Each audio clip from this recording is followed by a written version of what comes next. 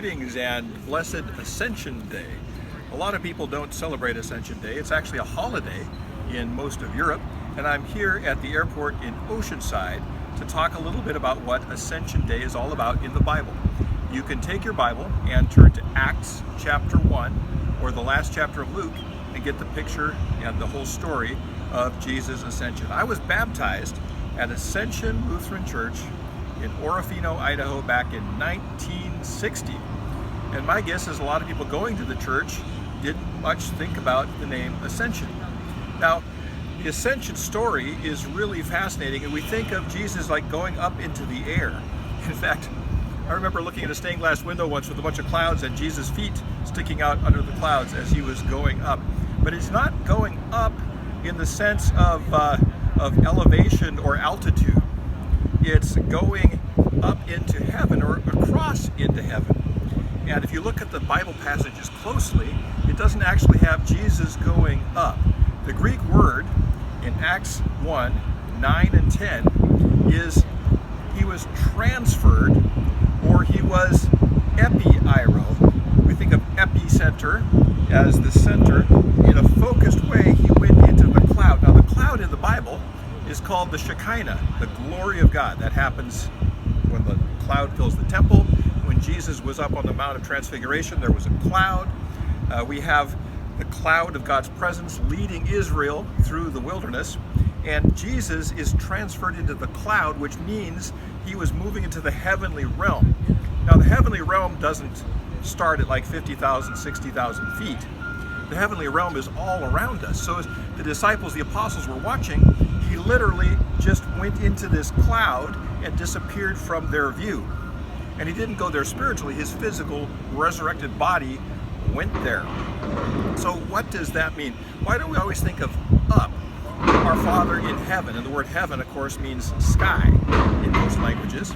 And so what it really is, it's about human spirituality. We believe that we receive from the top down.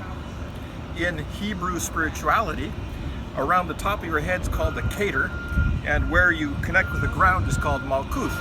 In fact, there's a phrase in Yiddish, from Keter to Malkuth, from top to bottom, from soup to nuts. And we receive from heaven. And heaven is upward spiritually because God's power comes down freely for all of us. And the key to the whole thing is receptivity.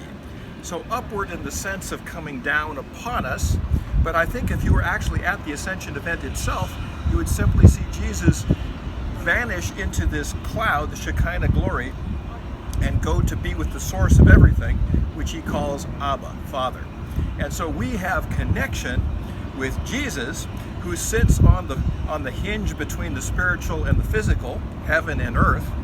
And we no longer need a temple or a place or a house to worship. Nothing wrong with having a house of worship, but that's not the point. Spirit-filled people are connected to Jesus, and Jesus sits at the right hand, or the strength of the source of, sits at the right hand of the Father, the source of all strength and power and presence. And so when you receive from top to bottom the Spirit, you receive God's presence, you receive that connection with Jesus to the source of everything, and then you're grounded throughout your life in God's presence. Now, that's a lot to take in, but that's what Ascension's about. Ascension is not just up, up, and away, and like this airplane here Jesus goes up into the sky. No, Jesus goes to be with the source of all things so that he can connect us to the source of all things, which gives our life meaning, because you're here on purpose. Abba, the Father, brought you into this world on purpose, and you have connection to him in your prayers, in your receiving grace and power from him, in spiritual gifts and all those things. So that's what Ascension is all about. See you again tomorrow.